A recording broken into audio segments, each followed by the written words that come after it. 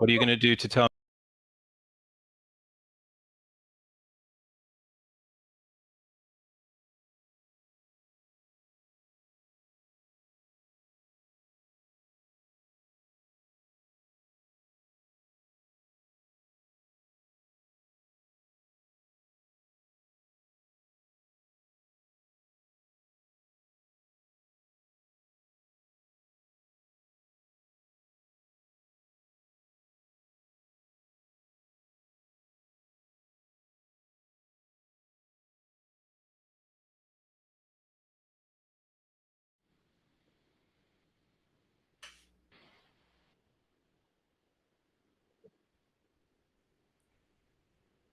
Okay, I'm ready.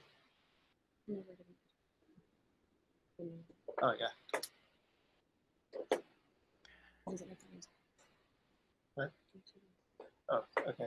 3, 2, 1. Welcome, everybody, to Hatch Pitch Digital Summit. Yep, we're live, and we're back, and it's 2020. We were going to be in our usual time slot in Austin, and a whole room full of awesome judges and people, and instead we are spread out all over the world and completely digital. I'm Greg Wright. I'm the founder of Hatch Pitch, which is a collective of crazy individuals that got together in 2012 to come up with a format to help out startups through mentoring and coaching. And we decided that a pitch competition would be a good way to do that. So back in 2012, for the very first Startup Village at South by Southwest, we put on an event that kind of blew the socks off the event, and launched what has become an annual, and some people say more than annual, because we do give coaching throughout the year. And so we've had some pretty good successes, as you've probably heard me say before. The number now, or the latest number, is our 86 finalists have raised about $380 million so far collectively.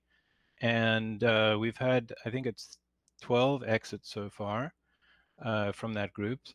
So we're pretty impressed with the finalists that we've had. In fact, our most recent exit that I know of was Distill Networks, which was our winner in 2012.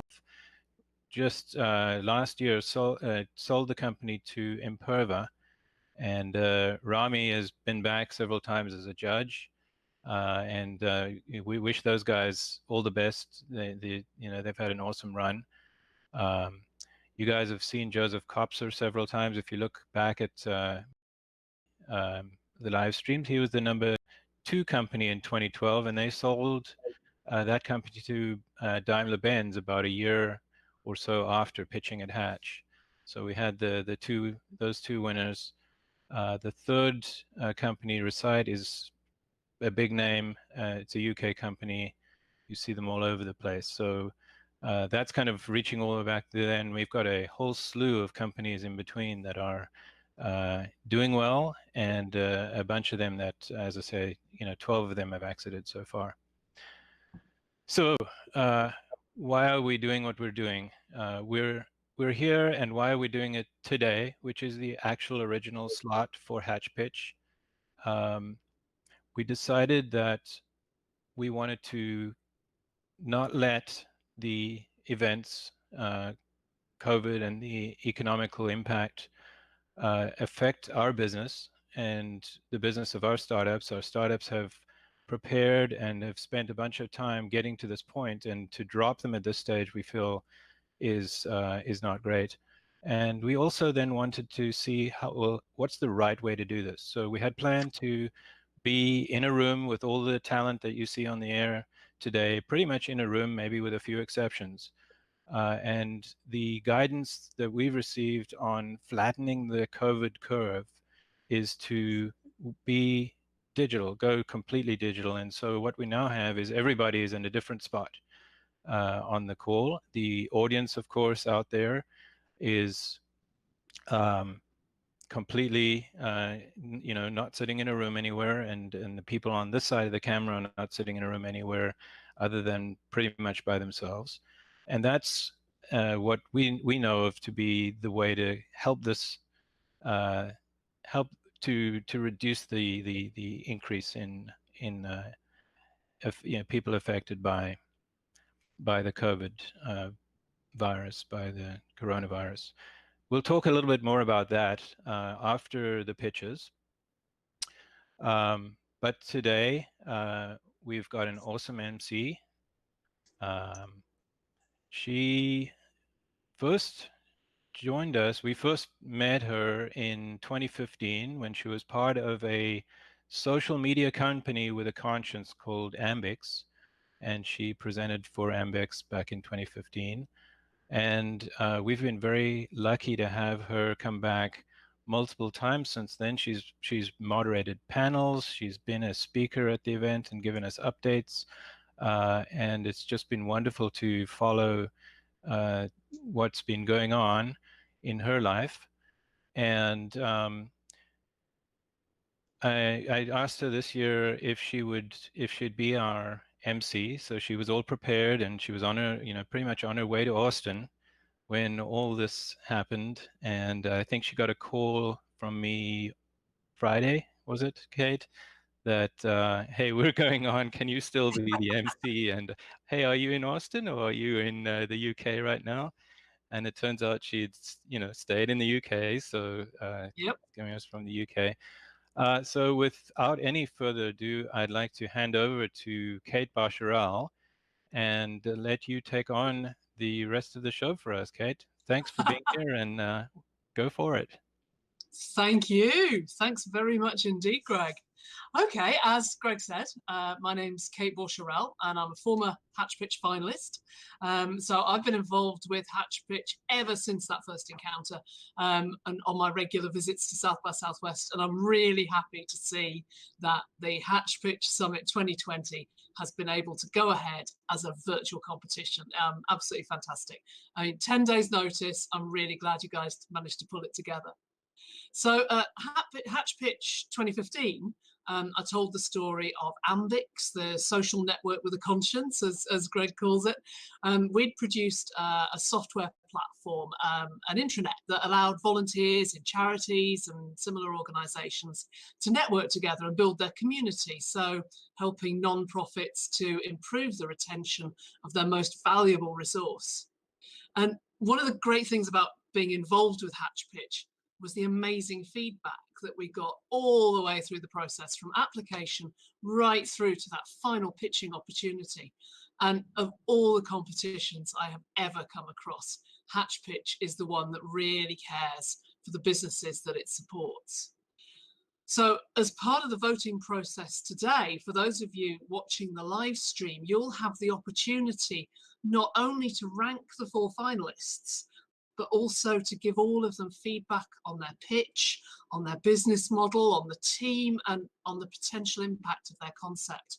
And we really appreciate your feedback, not only for the startups that are pitching, but also for this Hatch Pitch virtual format itself.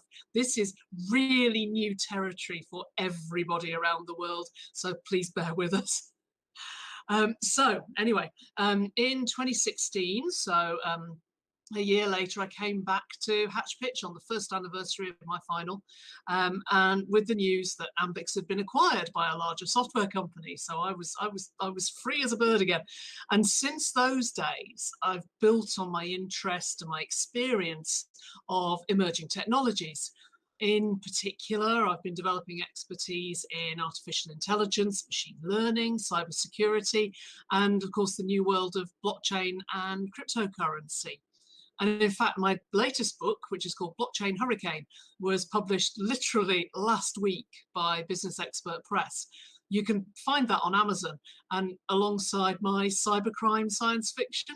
So that's the outlet where my imagination really gets the better of me, and I start to envision the fantastic things that could be achieved with the technologies that are just at our fingertips right now. And today's finalists are themselves innovative and looking to the future. I'll be introducing you to Footprint, to Mitero, to BiteSite, and to Wellpower very, very shortly. And they will each get the chance to pitch for 4 minutes, and then they will have 6 minutes of Q&A from the judges. This is also your chance to give them feedback. You can use the feedback form, which is available just, I guess there may be a slide now with the QR code and the bit.ly link, so you can get in there. I believe that when you complete the form, you need to use the email that matches your Eventbrite sign up. That would be really helpful. So without further ado, I'd like to introduce the judges. Our 3 judges here today are Joni Cobb, Donald Dodge, and Katie Baker. And I'd like to go to each of them to just give you a quick 30-second hello, so you know who is on the panel. Joni, would you be able to start us off, please? Absolutely. Can you hear me okay, Kate? Yeah. Awesome. Well, first of all, thanks for having me today, and kudos to Hatch for pulling this together and giving this opportunity to the entrepreneurs in spite of all the chaos out there. I just want to say thanks to you for doing that, and to the judges for making the time as well.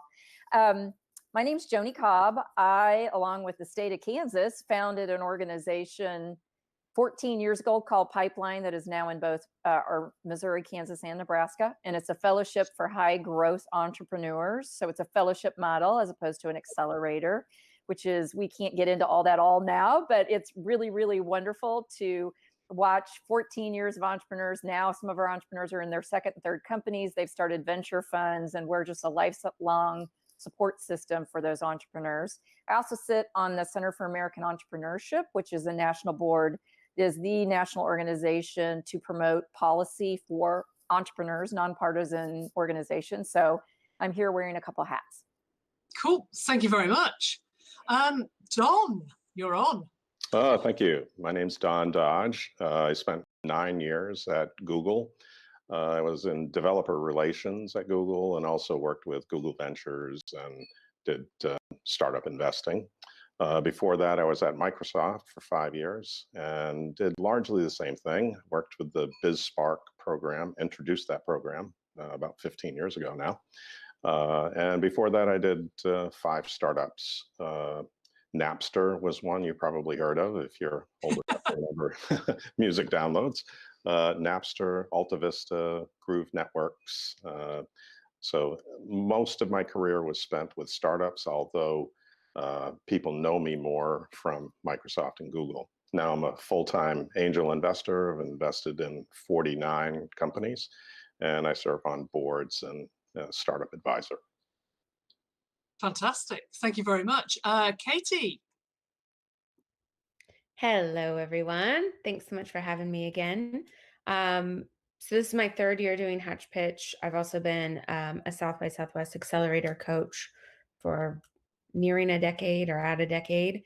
I recently just joined Anthem as the director of innovation there, working primarily with academics and university setting.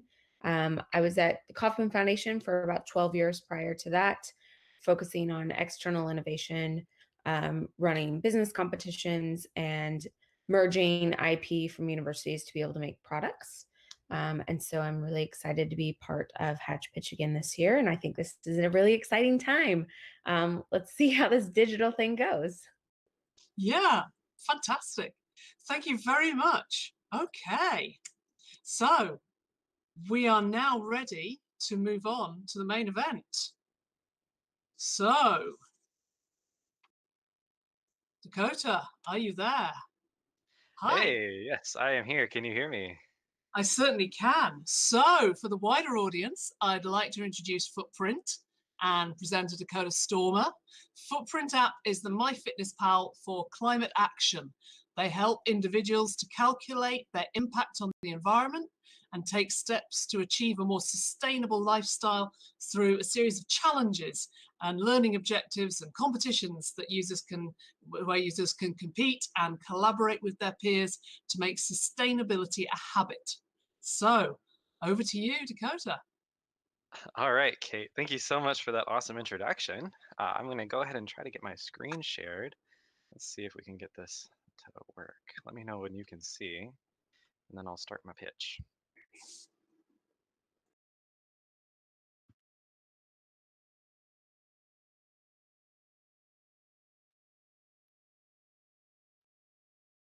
Okay, All we right, can see it. you can see it. Alrighty, and let's start. All right, hey everyone, I'm Dakota Stormer, CEO of Footprint App Inc., the fitness app of climate education and action. Before jumping into solution mode, I wanted to share a bit about our work with Citizens Climate Lobby. If you zoom in, you can see some of my team. Citizens Climate Lobby is an organization that fights for climate legislation and education across Texas and the United States. Though the organization has over 100,000 members across the country, the leaders have noticed a drop in engagement and member retention with one common criticism. While they work on solutions to make an impact in policy and education, many do not take individual responsibility to make the lifestyle changes needed to sustain our planet. Citizens Climate Lobby is not alone in that fight.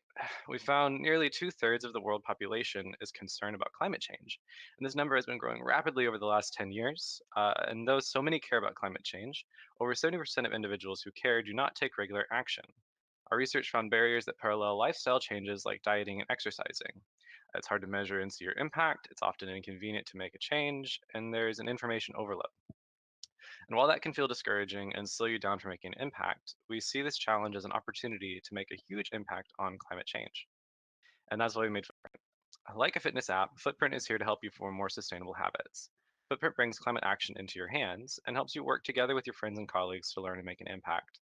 We do this through 3 key features. The first is tracking and visualization. The second is through competitions and learning materials. And the third is a connection to more sustainable choices, allowing individuals to speak with their actions and their pocketbooks to push their purchasing habits towards more sustainable alternatives, and ultimately form habits that can reshape the global market. To test our concept, we ran a pilot with over 80 participants competing over a month with simple list of challenges, and we found around a 7.6% reduction in carbon footprint per person, or around over 1 ton of CO2 per person per year. With some slight tweaks and a handy app, 1 million users could reduce more CO2 than shutting down the largest refinery in Texas. And if every American did just this simple web test, we could reduce over $16.4 billion in social costs per year. Our near-term business strategy stays close to our roots by working with Citizens Climate Lobby's affiliate, Citizens Climate Education, along with our partners at Switch Energy Alliance. And we are targeting high school education for 3 main reasons. There's a clear need for engaging climate change education, the demographic is highly interested in climate change, and widespread user acquisition is feasible through our partners.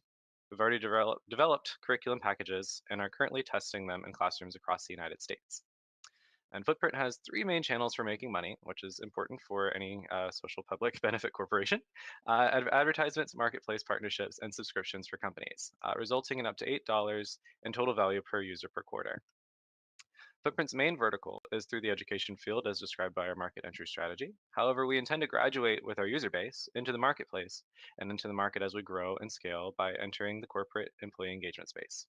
These 2 target markets encompass over 1 billion users and target market potential of over $100 billion. We've already gotten some strong traction too. We've captured over $21,000 in Q1 of 2020 via paid marketplace partnerships and user subscription purchases. We've also partnered strongly with large international organizations such as Rotary International and New Gen Peace Builders, giving us a readily obtained market of over 1 million users valued at over $10 million. Our team is really strong with over 14 supporting members from diverse startup and corporate backgrounds.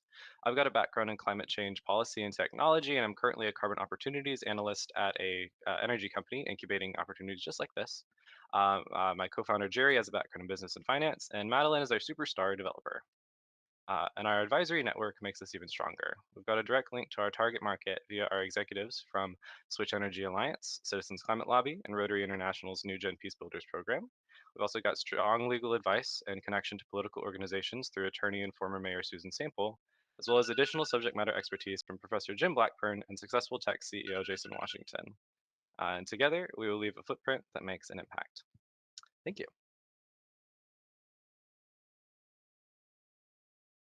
Round of applause for that one. Thank you. Superb. And you nailed the timing as well. That was excellent. I think you probably heard the timer in my phone go on at the same time. Sorry Yes, about yeah, that was really helpful. that. Thanks. No, that's superb. Thank you so much for opening the pitch there. And now we will go over to the judges for questions. Again, for those of you watching the live stream, please think about your feedback.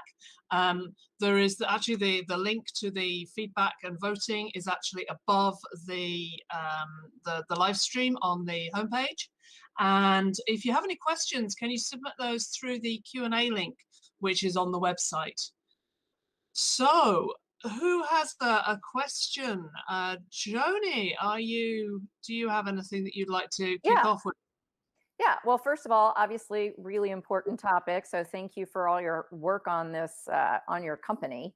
What I'd like to know is a little bit, and I know 4 minutes is fast, so you have to speed through it, and I get that. But tell me a little bit more about what you've done to really know your customer, the customer identification. Who's really the most likely customer to use your product and repeatedly use it and get you that traction that you have up there on those slides? Yeah, we've actually done a few different things to test that out. So we did a huge survey through Citizens Climate Lobby. So that's an organization with 100,000 members, from students to teachers to people that work in corporations and companies. We actually found 3 verticals that made sense, which were corporations as well as nonprofit organizations, and then teachers in the education space using it for education. The one that we had the lowest entry cost is through teachers in the education space, mainly because our big partner of Citizens Climate Education reaches over hundreds of thousands of students really quickly and can get us into classrooms fast. So there's a low barrier to entry there, which was really what the big reason there. The other is that there's a huge need for it. So teachers want to engage their students with engaging interactive education, and then using an interactive tool makes it to where retention of climate change education is increased drastically. All right, so it's kind of a win-win there, and then teachers are bought into it, help us build the curriculum, and it's also really quick to get that test bed of feedback to make sure that our product works the best before we go into the corporate space too. Thank you. Yeah, Cool. no Don? Yeah, so this is a typical two-sided marketplace where you need to build an audience of climate change advocates and people who are interested in that. I assume that they pay nothing to use the app, so you're monetizing it from your partners. So let's zero in on the partners. How do you attract these partners? How do they measure success? How much are they willing to pay for something like this? Yeah, so I can go back to our traction slide and go into that in a bit more detail. So we've actually found some already through the Citizens Climate Lobby, which is really convenient. Honestly, that organization might be underrated in terms of what people think that connections are there. One of the guys that's in Citizens Climate Lobby in Houston runs like 9 different Plato's Closets. And we presented there about the Footprint app, and he said, "Hey, you basically advertise to my target market of people that want to reduce their consumption and buy reusable stuff. Give things a second life." And he said, "I'd be willing to pay." He didn't say a lot because he's only got some local stores, but like $300 a month, which it's not too bad. And then so what we did is we tested out a marketing pack. So we have like a packet that we give out to show that we have a valuable marketplace offering, and that we've done a survey that shows that people are 7 times more likely to get stuff out of our marketplace than through conventional social media ads. And we showed that to them, and it was a very robust offering, and they thought it was really good. So they were willing to pay for that. And then so we replicated that process and then started talking to the Dick Law Firm, which was willing to pay a good chunk more, mainly because, one customer for them is worth quite a bit. And then also Texas Coastal Exchange was willing to pay a little bit to feature their products in there too. So for us to get more, we've just created that replicable marketing pack. And then we also are currently developing a strategy to attack other companies. Well, not attack, right? But like approach other companies, kindly, not aggressively. And first go locally with like small business owners, such as the local Plato's Closet chapters in Houston. Scale outwards. We've got some contacts at Target, as well as with Whole Foods too, to try to figure out how to do that on a larger scale. Cool. Yeah, but that is one place we could use some help. So, Don, to you're be muted. honest. Okay, one more question. Look at 12 to 24 months into the future. How big do you think this could be? How big do you think your audience could be? And then what kind of revenue do you think you could get from partners, just roughly? Yeah. So, for us to be able to scale into something, aggressively versus, comfortably, we think in 12 to 24 months we could get, up to probably around 100,000 of these people. And then after 24 months, hopefully be able to scale up to the full million. And with that, being able to get that many people as a captured audience for marketing is worth quite a bit. So, I mean, we estimate just from the marketplace partnerships that we could get, enough to be able to pay our people. So, likely around, 50,000 or so a month from marketplace partnerships. And then on top of that, the ad revenue that we can get from that, we've seen other apps that have similar engagement have had up to, I think I think it was like, 120 million dollars per quart or per year, last 12 months. Yeah, sorry, I'm like trying to remember all my metrics here. Yeah, so last 12 months value of over 120 million dollars with around like 5 million users. So I mean, if we don't do it too well immediately as we're scaling up, probably around like 10 to 12 million dollars. Okay, thank you. Katie, you have a question? Yes, please. So we've heard about the partner side a little bit. I'd like to hear more about your consumer side. How are you making an app like this sticky enough that you continually keep people engaged? I know from experience, I have downloaded numerous apps and have thought that I would use them and didn't really stay with it. So, what's your approach there, and how are you continually keeping people attracted to the app? Yeah, that's a good question, and that's something that we see as our competitive advantage, and that's why we're growing into the education space.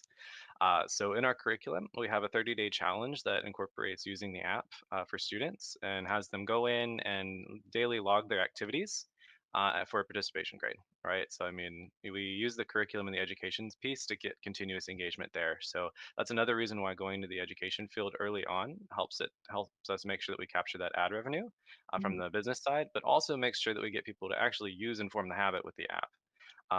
In terms of organizations and companies, we've also seen it. We have a similar approach to what Rally has or what some of these other fitness competition apps have for companies. They use it as an employee engagement tool, and so they'll also run 30-day challenges. In my role at Shell, I've actually run a similar challenge to get people to think about climate change for 30 days. And seen some successes in there too. So there's an appetite for it in these organizations to be able to compete with each other to do something around the energy transition, doing something around climate change. Okay. So this is only open. So it's not open to anyone, or it is open to anyone? It is, however, to be able to do the competitive piece to it, you have to get a user code. So we have codes that are we generate codes, and then whenever you put the code in for your classroom, for your school, for whatever group it is that's competing, then it opens up a different view of the app to where you have that competitive landscape piece to it. So individual users can use it, but we're not trying to target the individual user. We're targeting organizations that would help us, lead a program with the app. So that's why we're not like we'll have it open. So if word of mouth happens and people want to download it individually, that's amazing and we love it. But our focus isn't on the individuals because trying to get all that advertisement, trying to hit every individual person, economies of scale say go to an organization, go to a company, go to a school, go to a teacher, get someone to disseminate and get a lot of users at one time, and then help you lead the program. Makes sense. Thank you. Yeah. Cool. Thank you so much. Well done. Thank you. We will, good luck in the judging, and we will move on to our next finalist. Can we clap for him? Robert, are you there? Yes, right. Yes, hi. Hi, Robert. How are you? So, quick introduction, everybody. Our next finalist is Mitera, and this is Robert Lau. Mitera is a new material technology company that turns food waste into soft, sustainable, and affordable fibers for use in apparel, medical appliances, bed linen, and packaging. Their goal is to replace petroleum-based materials with sustainable protein-based materials made from food waste. So, please welcome Robert. Over to you. Thank you for the warm introduction. Give me one sec.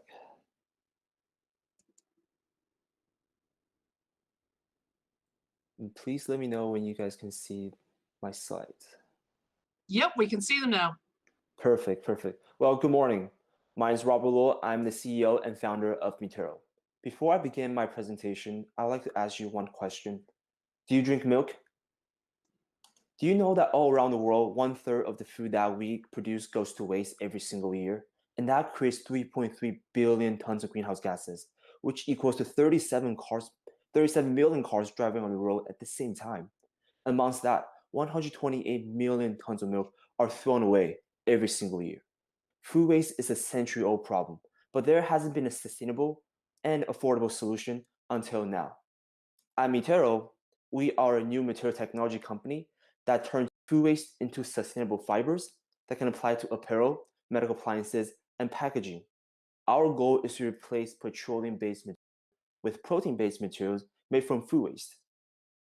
Last year, we created the world's first apparel line made from milk waste. Yes, the milk we drink. And we have been generating more than $100,000 since mid-2019 and selling to 40 countries around the world.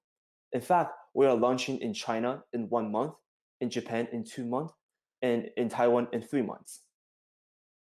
Because of our unique and cutting-edge technology, we have clients such as Danone and PN Insurance.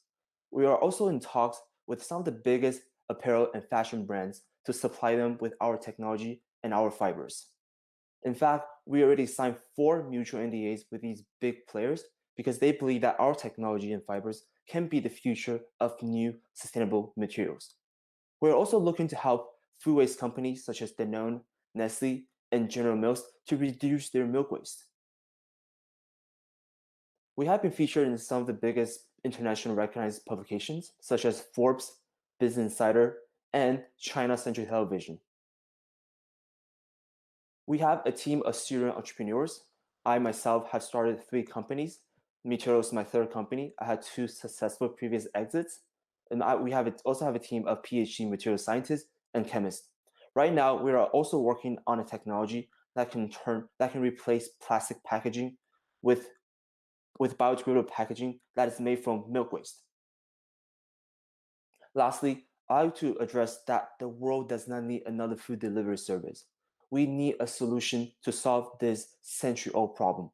And together, we believe that Metero can provide a viable solution to this big world problem. Thank you. Wow, thank you very much indeed. Okay, so we will now go to the judges for questions. Just a little reminder for those watching the live stream, the link for your feedback form is just above the video. If you could think about giving some good feedback to our pitching startups, that would be fantastic. And if you have any questions, please submit them through the Q&A link. So shall we go to Joni? I promise not to do it every time.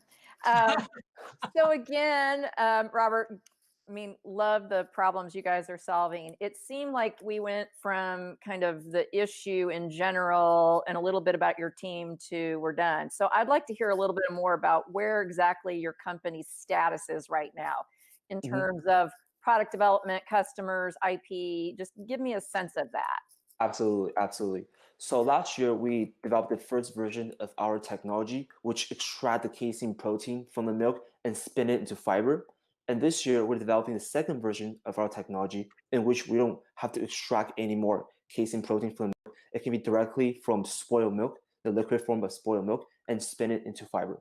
And this year, we're filing for 6 patents, 4 invention patents, 1 design patent, and 1 utility patent. And as you can see right here, this is our technology. And this is the milk fiber that we created. And these are our partner factories. And we have clients such as Danone and PN Insurance. And we have signed 4 mutual NDAs with some of the biggest apparel and fashion brands in the world. And last year, we launched the milk shirt and in mid-2019. And we have selling over $100,000 around the world, 40 countries since then. And we're launching our products in 1 month, in Japan in 2 months, in Taiwan in 3 months. Joni, you're mute. Yeah, I'm sorry. And when you say milk, can you do this with, everyone seems to use every kind of trendy milk in the world out there right now, or is it just dairy? So we started with dairy, but right now we're also testing with vegan milk. So the first type of vegan milk we tested is soy milk, and we had a success with it. So it's essentially, we want to turn any kind of food that has protein into a sustainable byproduct that can replace petroleum materials. Thank you. Thank you. Don, do you have any questions? Yes, very interesting concept. The fiber that you generate, I think I saw paper towels there. That's the fiber. That's the fiber. Okay. Yeah. So why not just use the material to generate paper towels or fiber? Why go to clothes or other products? Where do you see the most return? We started with the fiber to apply to apparel because we know that fashion industry is the second most polluting industry in the world, and most companies out there are either using petroleum-based materials such as polyester or acrylic, or plant-based such as cotton, bamboo, and modal. And we want to create a third type of fiber, which is made from protein-based materials. And we understand that our fiber is actually softer than the cotton shirt that you will wear. It's very soft. It's good for the skin. And in fact, our customer came back to us and told us that they wear our shirts not just to go out, but also for sleep when they go to bed. So we started with fashion, and now we're expanding into packaging film that could potentially replace plastic packaging with protein-based material packaging that is also biodegradable. Well, yeah, our technology can develop to different varieties of fields that will matches the need. Great. Thank you. Thank you. Katie? Yeah, I have a quick couple of clarifying questions, Robert. So who are you selling directly B2B, or is this B2C, or is this both? So we started with B2C to validate the market and to tell our story. Because before we tell people about all the food waste, all the milk waste, people didn't know about it. And Sure. this year in 2020, we're expanding our B2B, where we will begin supplying our fibers and license our technology once the technology is patented. Okay, so you'll be licensing the technology, not necessarily making the products. Correct. Understood. So that actually fed into my second question, which is how are you going to be an apparel company as well as the toilet paper company as well as the packaging company? Great question. Great question. Yes. So we started with the toilet apparel. paper I hear right now. So Yeah. Yeah, we started with apparel, like what I mentioned, because we tested the fiber and spin it into the shirt that we make, and we have a great response. But apparel is just the beginning. Our next goal is packaging, which is the second, I think, the most important economic and sustainable topics that we have been talking about. How we can replace plastic with other sustainable alternatives. And through our research, we found out that when you bind milk polymers together, it's actually 500 times stronger than the plastic polymers that we have in the industry. So, and also this packaging is biodegradable, so it's good for the planet. And we are beginning to do our laboratory testing next month in our factory, in our laboratory in China. It's in Guangxi University. I see. Thank you. Thank you. Cool. Do we have any more questions from the judges? Robert, I just have a practical question. Okay. I'm just, where do you get the milk? I mean, your kind of pitch at the beginning was kind of like, hey, you've got stuff in your fridge, you're throwing it out, it could be recycled, but I am really having a hard time imagining wrapping my mind around recycling my spoiled milk. So Yeah. where are you imagining the lion's share of the milk is going to come from? And is it a behavior change for people to have to get it? Or are you getting it in bulk in some way? Great question. I would like to go back on how I started the business. So I learned about all the milk waste, food waste from my uncle's dairy farm. He owns a dairy farm in China. And when I visited him in 2018, that's when he showed me all the milk waste he couldn't distribute. And he challenged me to find a solution. And that's how it came about finding a solution for milk waste. So in fact, the milk shirt that you see right here, the ones we have created, came from my uncle's dairy farm. And now we're talking with several big food companies in the States, such as Danone, Nestle, and General Mills, to help them reduce their milk waste as well. Believe it or not, in just one factory of Nestle, they have 1 million liter of milk waste every single year, and they have to spend millions of dollars just to get rid of it. And also for General Mills, They have 2 to 3 truckloads of milk waste every single day. And they either bury in landfill or burn it to create energy, which in fact could also create methanes. So our solution for long term is to collaborate with We supermarkets, don't have any live mics in here. with farmers, That's what you're and saying. with other food companies. Okay, we have one. I believe we have a question from the audience. We have literally 30 seconds to do that. Hi, actually, we have a few. I'm Shannon with 319 Media Integrations. Joseph Kopser asks, do you know whether, or sorry, can you answer whether you own the IP or do you license it? So we are filing for 6 patents this year, 4 invention patents, 1 design, and 1 utility. And we will begin to license our IP once it's fully patented. Or license the technology. Sorry. I've got a couple more real quick. What are your barriers to entry? The barriers to entry is to educate the public about the problem, and also some vegan community might think that we're advocating for more milk consumption, which is not. We're trying to educate people that we need to reduce milk consumption and that we have too much waste. We need to find a solution to allocate our food waste. And then a couple more, apologies for the delay. Why isn't Fruit of the Loom doing this and what would stop them? I'm sorry? Why isn't Fruit of the Loom or another large manufacturer doing this and what would stop them? I think first of all is that they haven't captured the importance of the work that we're doing, and they didn't know about so much food waste problem out there. Second, we have a patent pending technology that prevents them from doing so. And like what I mentioned, we're filing for 6 patents. So at the end of the day, we will be the only company in the world that can turn spoiled milk through our process into fiber. And also we have 30 years of supply chain experience. My father, he started his business in retail import and export. So that naturally passed down to me. So we have a lot of competitive advantage in the field, and we have a team of experts to do the technology. Cool. And then last question from the public. Anonymous asks, are they actually making the clothes or selling the fabric only? Right now, we're selling the milk shirt, and we're looking to beginning to supply our fibers once the second version of our technology is fully developed by the end of this year, and once this begin to patent. So in longer vision, we'll be supplying fibers and licensing the technology. Fantastic. Thank you so much, Robert. That was really informative. Monet, are you with us? I am. Hi. Hi. So, everybody, our next finalist is BiteSight. BiteSight Technologies aims to empower local health systems in sub-Saharan Africa and around the world in their fight against malaria.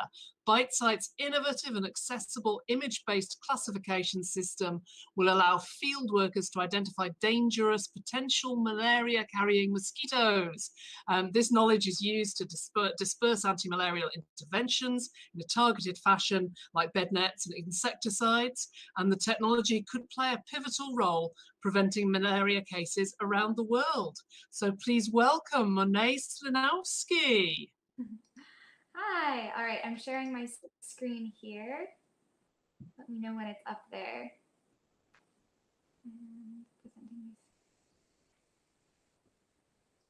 Okay. Are we okay?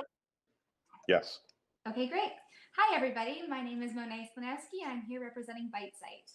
So on the screen in front of you, you see 3 different mosquitoes. Can you tell which of these has the potential to transfer you a deadly disease and which is just going to give you an annoying bite? Mosquitoes are actually the world's deadliest animals. They kill more people each year than any other animal combined. This is because they're capable of transferring dangerous infectious diseases to humans, such as Zika, dengue, West Nile virus, and malaria. Over 228 million people are infected annually with malaria, and over 400,000 of them will die, mostly children under 5 years old and pregnant women. This is even more tragic because malaria is actually a very preventable disease. By controlling vector populations, that means by limiting the mosquitoes that are dangerous, the species of mosquitoes that are capable of transferring malaria, you can prevent them from biting humans, which prevents the cases. Vector population control is done by applying targeted interventions, such as bed nets and insecticides. To deploy those targeted interventions, you need to know which mosquito species are in an area, the number of the mosquito species, and where they are. You get this information by vector surveillance. In August of 2019, my team and I went to sub-Saharan Africa for a month and we talked to over 65 stakeholders in the area, and they all told us the same thing. Vector surveillance data is incredibly hard to get. Field workers will go out and trap thousands of mosquitoes every day, and then entomologists will manually sort and speciate these mosquitoes under a microscope, and sometimes even with the naked eye, one by one. This creates an incredibly insufficient system. Up to 55% of these mosquitoes are misidentified. There are huge bottlenecks, creating delays of 2 to 4 months or more, and it requires very skilled entomologists that just aren't available. All of this means that the decision makers who are determining which interventions to deploy are figuring that out using outdated, inaccurate data. Our solution is a computer vision system that rapidly identifies these disease-causing mosquitoes. It consists of an optical tool that's high resolution and very low cost. The field worker simply puts it over the mosquitoes they wish to identify, press a button to take a picture. The pictures go through our mobile application, which runs our novel computer vision algorithm. This algorithm will speciate the mosquitoes and aggregate the data, providing the actionable surveillance data that programs need. Our advantage is simple. The accuracy of our algorithm is proven to be over 94%. Our system is easily scalable, so programs can deploy it across multiple sites. It doesn't require a lot of training, so programs can employ local workers rather than importing expensive entomologists, and the processing is rapid, so data is available as soon as they get those mosquitoes. Our platform technology, our core technology, is this cutting-edge computer vision algorithm that we believe has the possibility to transform mosquito surveillance to prevent malaria before it happens. Now, looking at the mosquito surveillance market, a lot of money is spent on mosquito-borne diseases. A lot of money goes to the treatment, not the prevention. We hope that by improving surveillance, we can actually encourage health systems to put more money into prevention rather than the treatment down the line. We plan on starting in Zambia, Uganda, and Kenya because that's where our partners are based. And we'll tap into this market. The optical tool is a one-time purchase, and then the access to the algorithm and the application is an ongoing software subscription that is volume-based. Our go-to-market strategy really involves leveraging our partners and to get data with them to generate further adoption and to expand our network for customer acquisition. We expect to become profitable around 2022. We're running pilot tests right now and expect to start releasing next year. And we have an amazing team, including entomologists, expert malaria researchers, and people skilled in deploying global health technology. We are fighting malaria one image at a time. Thank you very much, and I look forward to your questions. Thank you. Fantastic. Okay, let us go to the judges. And as ever, please keep that feedback coming in and those questions coming in. Who has a question? Johnny? I'm the first question gal. Yep. Okay, well, wonderful. This would have been really good to have when my daughter was in Costa Rica this summer. So that's what I was going to ask you. Tell me a little bit more about these stakeholders that you have, because I'm assuming that's your customer, and how much they're willing to pay for your product. Just a little bit, I want to dig in a little bit to that. Yeah, absolutely. So our first customers here are expected to be, it depends because there's different people that run the sites, and I have the market segments up here. So there's Health Aid, which is a lot of NGOs. There's research organizations, there's ministries of health, and then there's actually departments of defense. So a lot of our partners right now are research organizations, which gives us a great foot in the door. In order to allow for adoption, it's the public health space, so it's evidence-based. So we really need to generate that evidence that proves that our solution can have an impact before we can go and get into the sites that are funded by NGOs and by ministries of health, etc. And so how much, I'm assuming you got to have a lot of pictures being taken out there for that algorithm to work, for the data that you, so walk me through a little bit that. How many snapshots do you need out there in a square footage for this algorithm to work? So for are you asking about how the algorithm was developed in terms of our database, or are you asking about the data to predict outbreaks? Yeah, you're giving me a camera. I'm taking a picture of a mosquito. It's getting uploaded. It's going to give some information on how to protect, but one mosquito does not make relevance, right? So how much data do you need coming in live to know if there's a skew for certain kind of mosquito in a region?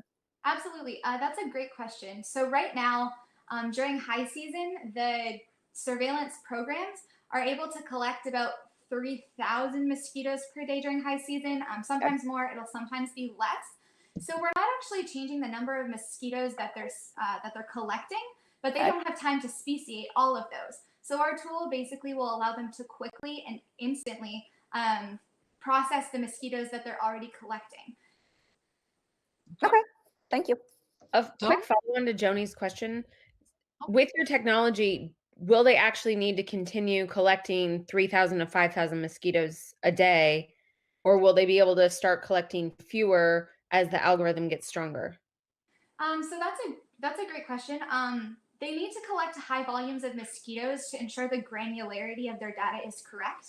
So if anything, it would be better for them to collect more mosquitoes from more areas. So our technology is actually meant to help them collect more mosquitoes so they have as much data as possible without spending more money, basically. So they still need to collect those mosquitoes, and they want to collect and process as many mosquitoes as possible because that just makes their information better and gives them more information on more locations. Thank you.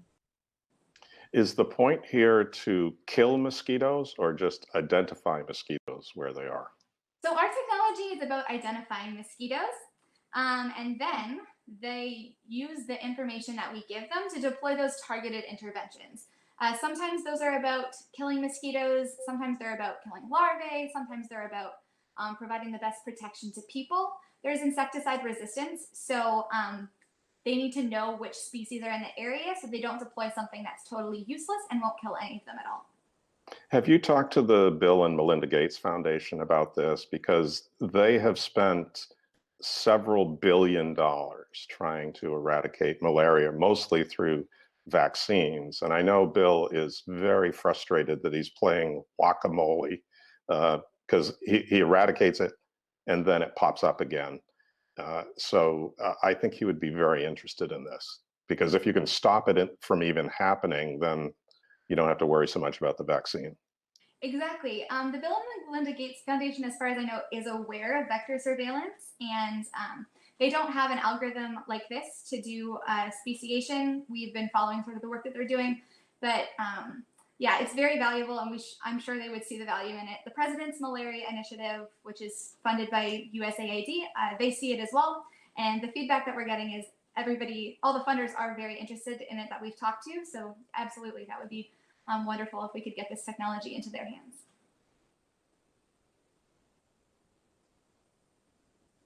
Go ahead, Katie. Quick question. Can you talk a little bit more about your timeline? So you've been testing currently, and when will this become live in the next couple months? Yes, absolutely. So the algorithm is very well developed. We're just working on the embodiment and making sure that it's great for the field. Through our partners, we have a pilot study scheduled for this July in Kenya. So it will be out there in the field working, and that will allow us to publish the papers and get the data we need to really get our market entry next year. Cool. I believe we have some questions coming in online. Absolutely. Hi there. Shannon, are you there? It's Shannon with 319 Media Integrations, acting as the voice of the people. We do have some questions online. Give me just a second to go back into our chat. So Terrence Finn asks, what is the sample size needed to evaluate the existence of malaria? For example, do they need to take a picture of X number of mosquitoes every Y days in order to see if there's currently an issue? Okay. I think I addressed this a little bit earlier. I don't think that there's an exact number of mosquitoes that they need to take, but what we do know is that the number of mosquitoes that they're able to identify right now isn't enough. So the more mosquitoes from the wider, as many different areas as possible is better for predicting outbreaks. Okay. Next question comes from NFP. Are governments or NGOs paying for this, and what does your sales cycle look like? Absolutely. So our plan at the moment is to target the funders, so governments, NGOs, etc. We've talked to numerous ones who've said that they are interested in this. We're working with those partners to develop alongside them to make sure that we're meeting their needs. Our sales cycle will probably vary on the malaria is a seasonal disease. It's higher in the wet season. So we do expect to see higher sales probably in the October to March, April range, and then lower in the summer when there's not as much malaria going on and it's not as necessary. Okay, I think you may have already touched on this a little bit, but NFP also asked, do you need grant funding? Yeah, we are actually planning on going forward for the next little bit in terms of grants. There's a lot that's available for this space, USAID, Global Innovation Fund, and we're in the process of applying for those now. Okay. TL Robinson asks, what is the downstream impact on the ecosystem by targeting and discouraging the presence of specific mosquitoes? That's a really great question. What they believe is that because there are so many species of mosquitoes and we're targeting the dangerous ones, that there shouldn't be a huge ecosystem effect because other mosquitoes will come in and take their place. I'm not an entomologist though, so I can't say for sure, but they're already applying the interventions, and in some places where they have seen elimination, they've done it by eradicating the species, and the ecological systems have seemed to be okay. Okay, 2 more questions. Is there seasonality on purchases? Yes, I think I just explained that it'll be more in the wet season. Okay, and last question comes from Deborah Mansfield. What is the contact information for your company? Thank you. Absolutely, my email is right here. We're working out of Johns Hopkins right now, and if you want to write it down or send a message in the group, I can also send you a phone number, email as well. Thank you. Fantastic. Thank you so much, Monet. Thank you very much. Okay, now we turn to WellPower. WellPower is a for-profit company that creates a software platform to democratize clean water access in developing markets across Africa, making it easy, quick, and affordable to have clean drinking water delivered to your doorstep. For WellPower, we have Noah presenting. We actually have a pre-recorded presentation, but Noah is joining us for Q&A afterwards. So Yeah. if we could line that up. Yeah, so just while they're lining that up, I would just like to say my university got shut down for coronavirus, so we all had to leave campus, so I'm in travel right now. Just got off an airplane. So that's why I pre-recorded the pitch, but I've been following all the companies, and it's amazing stuff, guys. Fantastic. Thanks, Noah. So I bet you guys have seen this headline where people fearing corona are emptying the store shelves of toilet paper, bottled water, dairy products, milk, eggs. And the reason is because that people think that things that are so essential to their daily life might not be available soon. Well, in parts of the world, this is actually a daily reality. Take Kenya, for example, a very developed nation in East Africa where 95% of people have mobile phones, but almost 80% of people lack convenient drinking water every single day. Beyond that, they lack access to other goods such as toilet paper, milk, and eggs as well. And even though we've had very recent and rapid advances in technology, these age-old challenges, like how do we get clean water to drink, still remain unsolved. Well, until now, that is. WellPower is actually a for-profit company that provides a mobile software platform which allows us to provide quick, affordable, and reliable delivery of drinking water and other fast-moving consumer goods. So here's how it works. We get the water, and we do that one of 2 ways. We can produce it ourselves using a solar-powered water filtration system that we invented here at Princeton University, or we can buy it from one of our partners with similar quality water in our network. The customer places an order on their smartphone, and we have a WellPower delivery driver pick it up and drop it off at their doorstep in less than 1 hour. They pay using this platform called M-Pesa, which is a mobile money platform. Think of it as a Kenyan Venmo that nearly everyone in the country uses. Here are a few screenshots from our app, which is currently live in the App Store. And our vision is to use water as a wedge into the market. It's something that has very frequent touch points, a very personal relationship. It develops a lot of trust. And when we have this customer relationship, this severe brand loyalty, and this really perfected core technology, we can then begin to expand our offerings.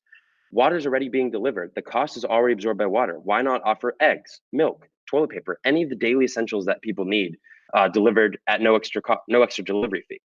Most other companies aren't able to provide delivery of such low value, high volume goods. But WellPower actually is, because water, the key item that we're selling, pays for the entire delivery cost of these items. And it's really not that unheard of. Amazon started by selling books, and now look, they sell almost everything that you could ever need. And it's because you have to start by building a relationship with your customer, which is what we do. Our unit economics are actually quite attractive as well. So we sell 20 liters of water. Imagine an office water cooler jug, 5 gallons in American units. We sell it for $2. We buy it right now for $1.50 from our suppliers, and we give 50 cents to the driver. At scale, we produce it from our own systems for only 10 cents, giving us a $1.40 margin. But the best part is when we move to fast-moving consumer goods. $5.40 would be the average basket size when we add in toilet paper, eggs, milk, and all these have very high and attractive margins for us. So far, we've built one low-cost solar-powered water filtration system and deployed it for a community of 1,000 people where it's currently still operating. We've raised $100,000 to date, including an angel investment from Nate Faust, who's the founder of Jet.com, who has the leading expertise in online e-commerce management. We also have launched an app on the Google Play Store, and in our private beta test, in only 3 months of operation, we have 5% market penetration. From there, we ran a digital ads campaign with over 250,000 impressions out of a city of 600,000. And we're on track to acquire 3,000 customers and 20 drivers by May 31st. And we plan to expand to Nairobi soon. We have the absolute ideal team for this with the right mix of engineering knowledge and people knowledge. 3 of us went to Princeton University. Todd Baldwin is the head of product who has experience in software engineering. I'm the head of business development, and I've ran several successful water startups before. And Bethwell is a Kenya native who's the head of integration and customer experience. We also have Ann Gitau, who's a master's student from Carnegie Mellon, who also is a Kenya native who's focusing on customer acquisition. So our goal is to be a part of the tech-enabled future of these emerging markets and emerging economies that we know is imminent. But we want to start with clean water delivery in Kenya and expand from there. So thank you. I'll open it up to questions.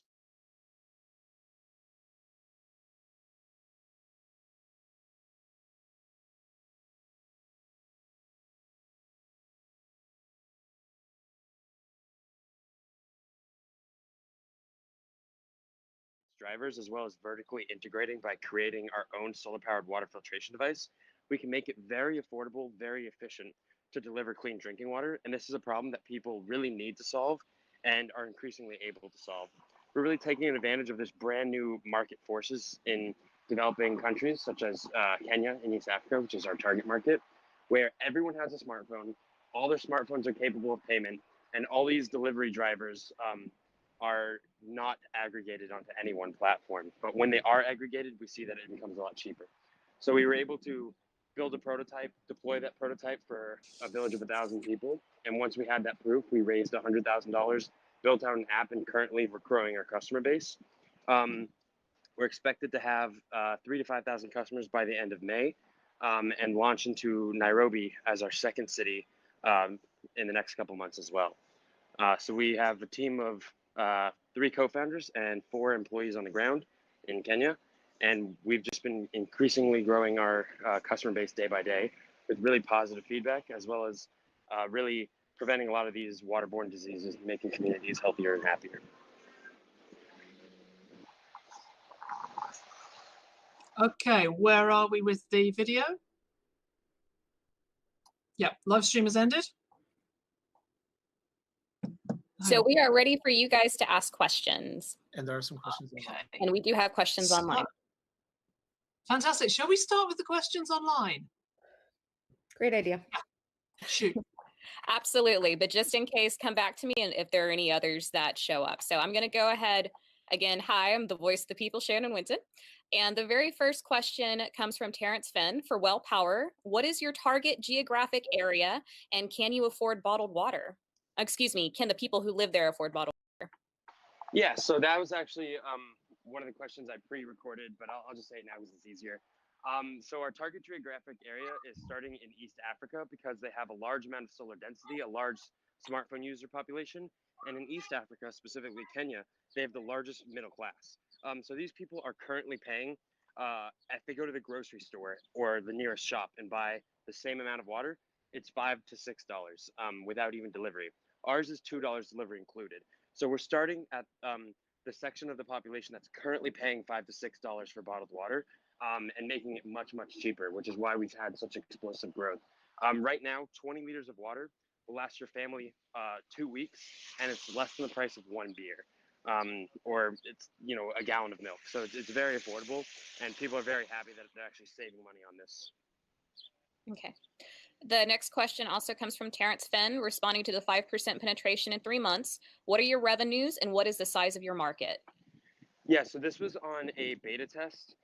So we operated in a neighborhood of 1,500 people where there's the government recently just completely shut off all piped water. So there's a huge demand, and they actually asked us to come in. The county government asked us to start there. So the revenues are not extremely impressive because it was a small scale beta test, but in a community of 1,500 people, when I think that number is a bit outdated because now we have 300 customers out of 1,500 total customers in that one neighborhood alone. Okay. And then NFP asks, how does this compare to other water distributors? Yeah, so the other water distributors have a really complicated supply chain. They produce the water far off site, ship it over, send it to, so basically at each stage in the process, they have a price hike. So they would produce it, send it to a warehouse. That warehouse would take a fee, then they'd ship it again. That truck driver would take a fee, put it in the supermarket. Then the supermarket would hike it up and have a fee. And each one of those points is a reason why the price gets more and more expensive. Whereas us, we produce it as close to possible, close to consumption as possible. So we're producing it on average 5 kilometers from where it's being consumed. So it's not all this supply chain and then last mile delivery. It's only last mile delivery, and that's why it's so cheap. We're also vertically integrating wherever possible with our own filter that we invented, which is why we're able to get it for a fraction of the price. It's really like a classic, like cut out the middleman, maximize efficiency using software type of deal. Okay. Any more, Shannon? One more for right now. What percentage of countries have the bandwidth in terms of internet or cell towers for this? What percent of countries? Yes.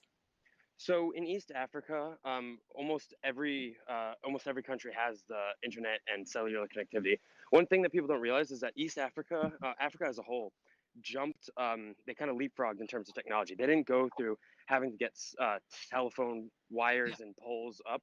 They went straight to mobile and cellular. So they actually have better and cheaper cellular access than we do in the United States. For example, I have 4G everywhere in Kenya.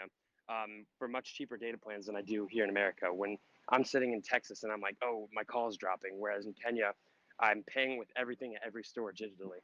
So at least the next 10 countries that we would possibly consider expanding to all have nearly ubiquitous 3G or 4G coverage, which is great. They've really had a huge investment in the telecom industry, and that's kind of the core backbone of their economy at the moment. Cool. We have time for, we turn it around on this one. Do we have time for questions from our panel of judges? Do you have, Don? Yeah, what is the capital cost to set up one of these things in each area? Yeah, so for the city that we're currently in, we would need about 3 to cover the whole Can you city. come closer to the mic, please, Noah? Yeah, sorry, I'm just at the airport and there's cars driving by, so I'm trying Very to be faint. quiet. Yeah, so the capital cost is around $15,000 for one system, and a city of about 600,000 people would need about 3 systems. So they're very low cost, very high volume, and we worked in the labs at Princeton University to develop this technology. Okay, Journey? Well, I was going to ask him about pretty much the same question. What about other areas that I read on your website? There's some areas beyond water that you guys, or applications that you're interested in expanding into. Yeah, so the most interesting application to us is called fast-moving consumer goods. It's other products that people buy daily or at least bi-weekly that are really essential goods. So think toilet paper, tampons, toothpaste, milk, eggs, about the 20 most common things you find at a corner store. There's really no way in developing nations to have these be like grocery delivery services because the cost of delivery is so high compared to the cost of the goods. But what we offer is the ability to bundle them together. So when you buy water for $2, that absorbs the whole delivery fee. And then when you get milk or eggs for $1 or $1.50 on top of that, it's free delivery because it's being bundled. One driver goes to one location, picks up everything. And I think that that's really what's going to set us apart long term, is we're going to be the only people who have this position to enter the market from this angle, rather than, you know, the Amazon approach where it's like a few really high value objects like a phone or a TV. We're doing more the frequent touch point, strong customer relations, high volume. Thank you, Noah. Katie, do you have a question, or are we good? Sure, I have one quick question. What is your expansion plan? Like, how quickly can you expand, and what is your biggest barrier right now? Yeah, so we actually have a pretty clever expansion plan to avoid getting bogged down by the problems that plague traditional hardware startups. Rather than building out the hardware and then trying to force build a customer base there, what we're doing is we're letting the customer base pull us. So the customer base will develop in the region, and we'll supply them by purchasing water from local suppliers, kind of at a break-even price. But then as we build our own systems across our network, the blended average cost to produce water for us drops. So even though some customers are served by our system and some are served by a partner system, the average cost gets blended out. So we don't have to build a hardware system, deploy that capital until we have a strong proven hotspot of demand that needs justifying building a system. And often we'll be able to be negative working capital, so we can even build it using just the cash flow that we're getting. Great. Okay, thank you. Shannon, do we have any remaining questions for any of the other pitching contestants? We do. Let me go ahead and ask the question for Well Power that's up right now. Are there any local or regulatory considerations that your company or service must abide by in order to legally operate? Yes, so there is. In every locality, there's always going to be some sort of Bureau of Standards to check that, make sure you're actually cleaning things. So in Kenya, it's called the Kenyan Bureau of Standards. We actually already have their approval. We are 2.5 times cleaner than what the UN and the World Health Organization mandates for clean drinking water. And we have a letter of no objection from the county government saying that they're not going to now or ever interfere.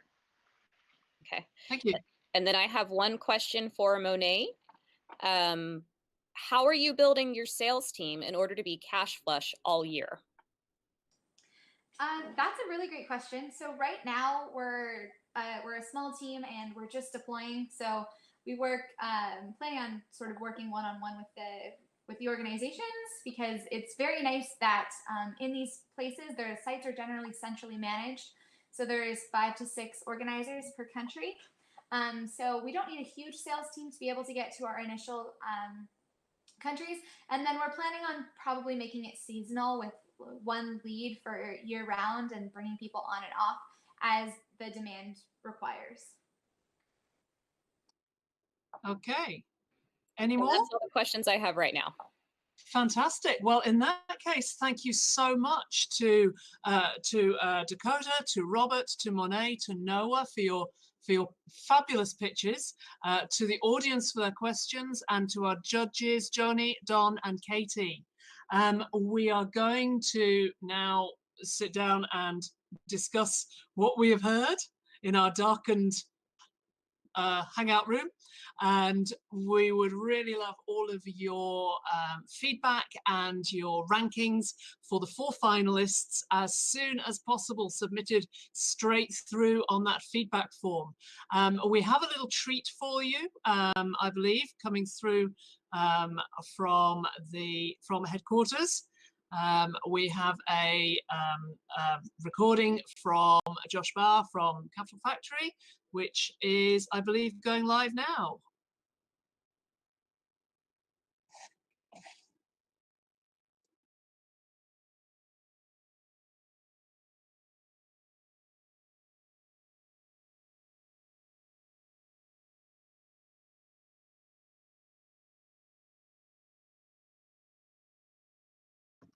So I bet you guys have seen this headline where people fearing corona are emptying the store shelves of toilet paper. Roberto's group.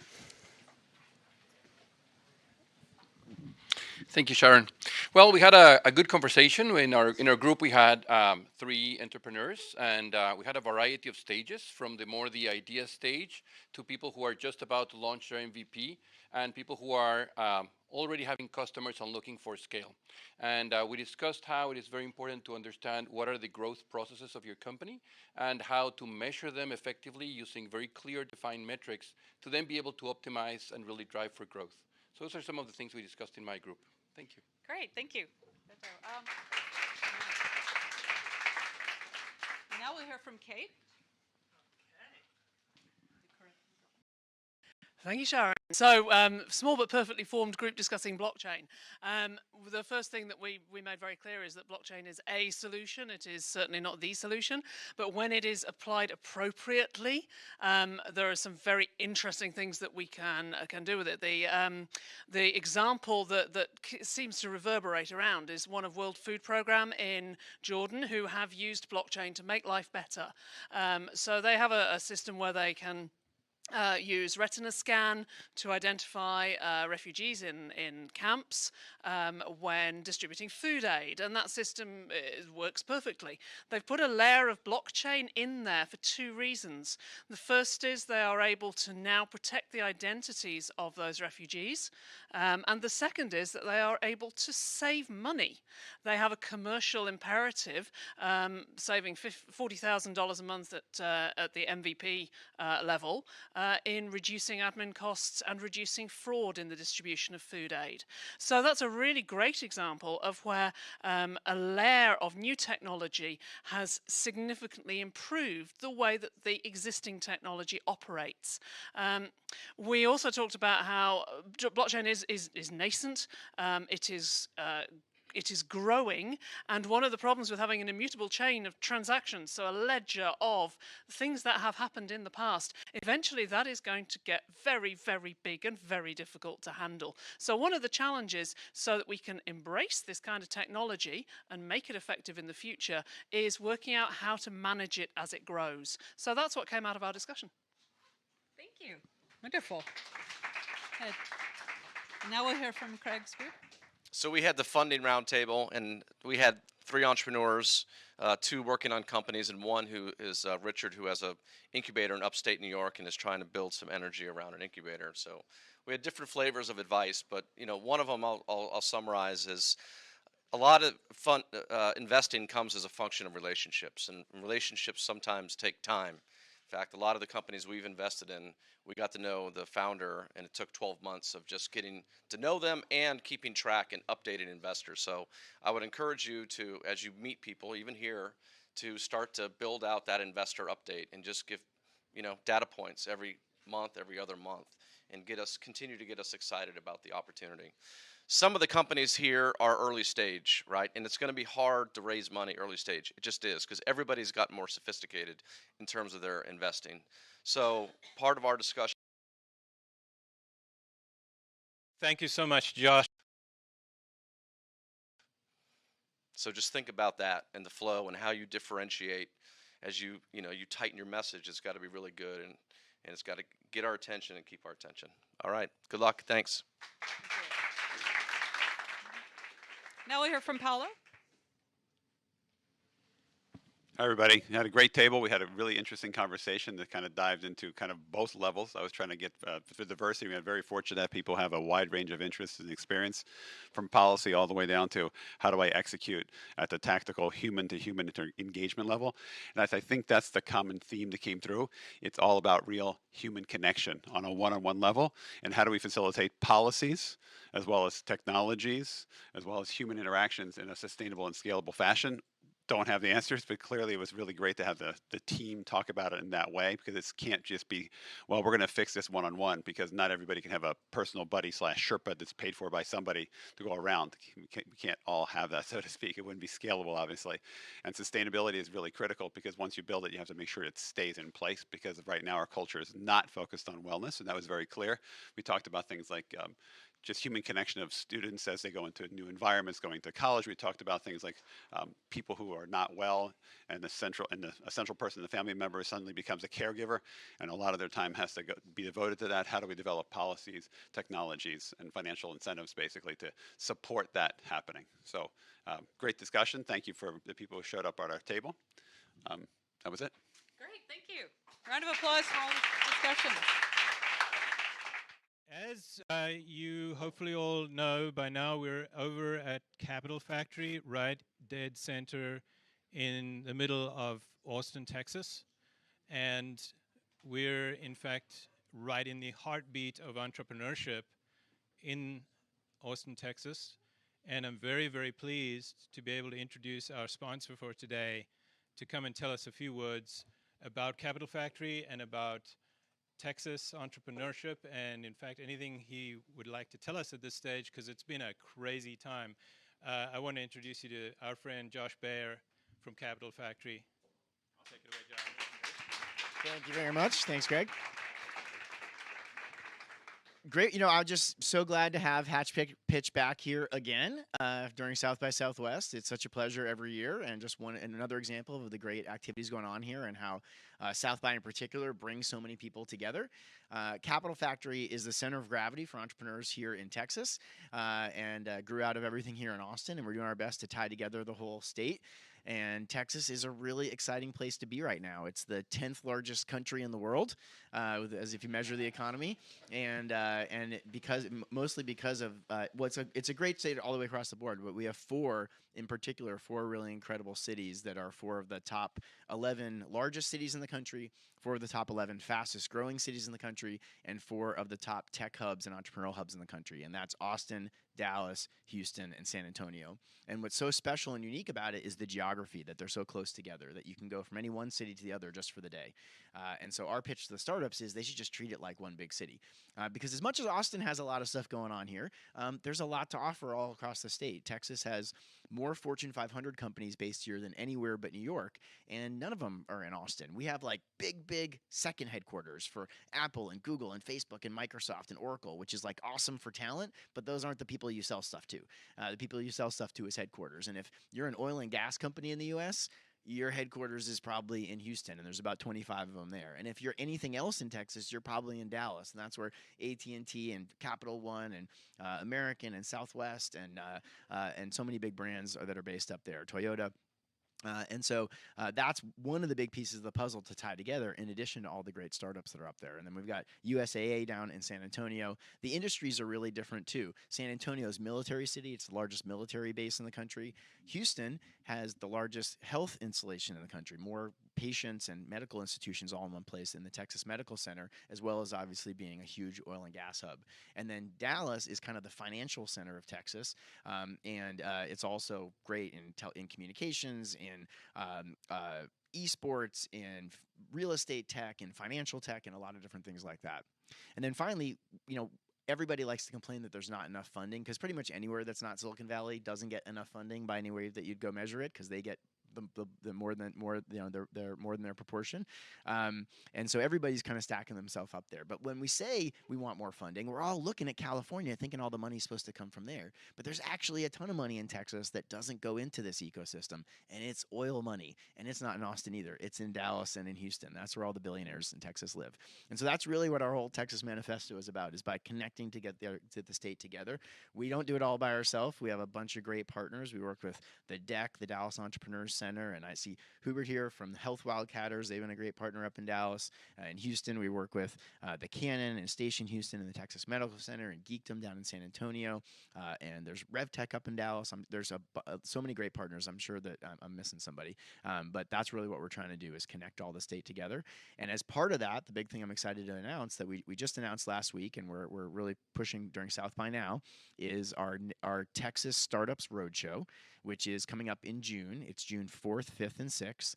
And we're inviting investors from around the country and around the world to explore Texas on a 3-day roadshow from Dallas to Houston to San Antonio and Austin. And through that, we'll be showcasing all the great startups and technology here, and most importantly, actually developing relationships between those investors and local investors that they can invest in or syndicate deals with. And so that's texasstartups.com, and we'd love to get in touch with any other investors that want to come learn more about Texas and plug into it. So thanks for having me, Greg, and best of luck to all the winners soon to be announced.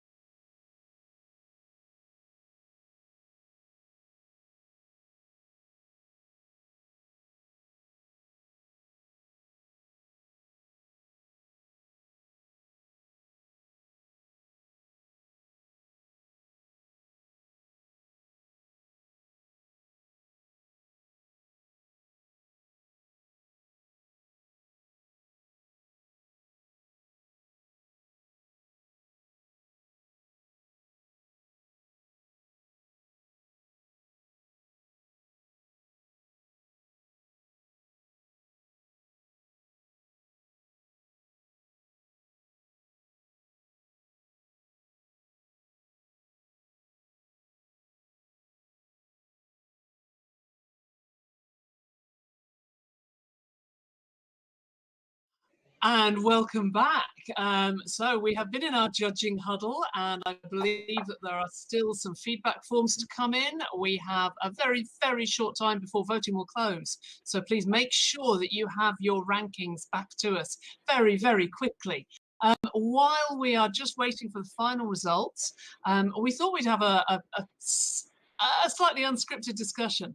Obviously, the elephant in the room at the moment is the COVID, the spread of COVID-19 around the world. The reason why Hatch Pitch has pivoted in the space of 10 days to meet the challenge of becoming a virtual pitching competition, and I think it's been fantastic. Actually, I think everyone's done really well, but we want to look a little bit more at what the challenges are that are now facing us, and we'd like to get a feel from the entrepreneurs who have pitched to us today, and from those of you who are still watching and who are able to join on the live Q&A, to just give us some lessons that we can take back to the wider startup community on how we respond to the massively, rapidly evolving situation in the macroeconomy. So who would like to come? I'd be interested in asking Robert. I was really interested to see that your slides explained that your fabric could be used for medical applications, for masks, and for toilet paper, because those are the two things on everybody's mind at the moment. Yeah, happy to answer any questions if you have. Was that deliberately included in your pitch, because that is the thing on everyone's minds? I'm sorry, can you repeat the question? I'm trying to Were those items deliberately included in your pitch to show that, because those are the things on everybody's minds at the moment? Yeah, I'm trying to as much information, provide our roadmap for the company as much as I could. And I hope that the work we do can inspire other people to join us in the next generation. Because to me, my goal isn't to make money, so much money, but really to inspire the new generations. And with my personal background, this is my third company. I had 2 successful exits. So money is not my biggest thing on top of my mind anymore, but inspire. And I want to get something from Monet and from Noah and from Dakota as well. How do you see the current change in circumstances? Is there any need for your organization to pivot? So I can go first Sure. on this one because for my startup, we've seen a really big increase in purchases because everyone's trying to stay home. Everyone's really conscious about our health, and clean water is really obviously something that comes along with that. So people like delivery services have had a really huge boom. Also, startups that have to do with like streaming or anything that benefits on people not leaving the home has really been increasing in the wake of this panic, whereas most businesses are obviously decreasing. So obviously, it's not a good thing overall.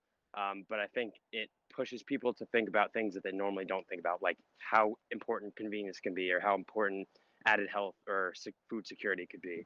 And that's something that our customers didn't really have as strong of a push to think about until this giant panic hits, and it's all they're thinking about. Interesting. Monet, how do you think this will affect the focus on malaria? Yeah, I think I think a couple things. I think with us now in the Western world having an infectious disease, we have a bit more of an idea of what things might be like when there is malaria, because villages are just they're hit by it, decimated by it. Everybody, they will go in the wet season. We went and they said everybody gets malaria, everybody has it. So you can see how that can really limit economic growth. So I think in one way it can really help promote awareness over how important it is to try to treat and try to prevent infectious diseases, because this is something that they're dealing with every year, not just a random outbreak. And then, more just awareness and prevention, I think this is a very good case study of how if you can prevent a disease, you really should hammer that through as much as possible to avoid consequences. That's really interesting. So there's an empathy aspect coming through there. Yeah, for sure. Cool.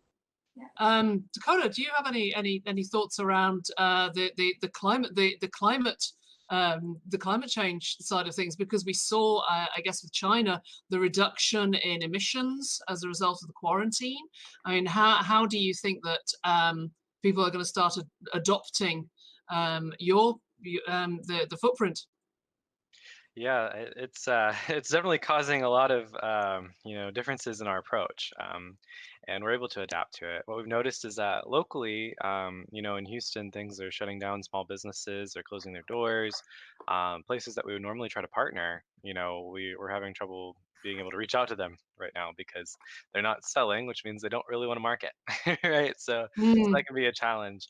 However, we have seen an uptick in the interest from schools.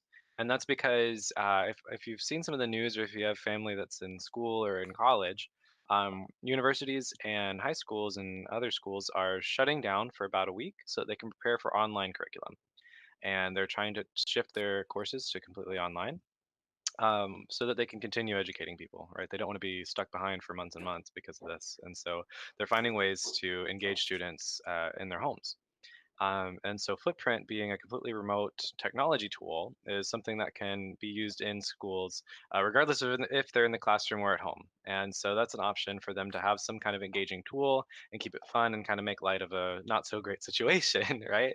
And it still lets the students interact with each other by competing and working together. And I think that that's, kind of a neat opportunity for teachers to be able to capitalize on right now. And we've seen a lot of interest in it for that reason too. Oh, very, very cool. Do our judges, do you have any thoughts yourselves? Joni? Yeah. Well, and I love entrepreneurs because you talk about a global pandemic and they tell you all sorts of great things that are going on with their companies. But what I really know is that behind the scenes, everyone is worried about something with their company, right? Boards of directors are worried, investors, you might be in the middle of a capital raise.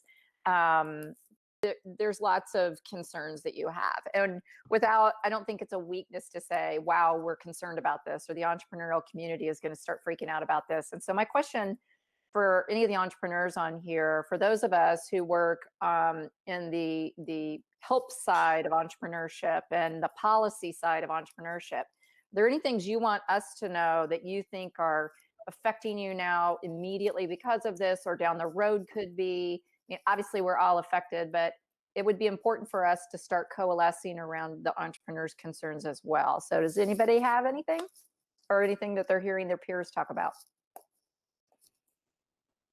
Well, I think one thing, oh, you can go first, actually. Oh, sure. Sorry about that. I like to say that a lot of companies, startups, they don't get enough from publications or more exposures, because most publications like to write about big story, about big tech companies or big companies.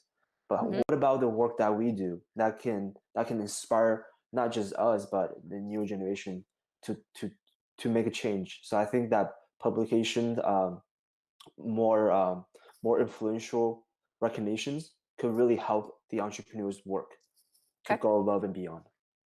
Great, thanks. No, yeah, in my opinion, I think that a lot of investors tend to focus only on a certain sector or a certain geography. And that's really hard for, I know at least the two of the companies here have operations in Kenya, right? And when you go to anyone, you talk about a company that's not from the US, instantly investors will shut their mind and shut their doors to it.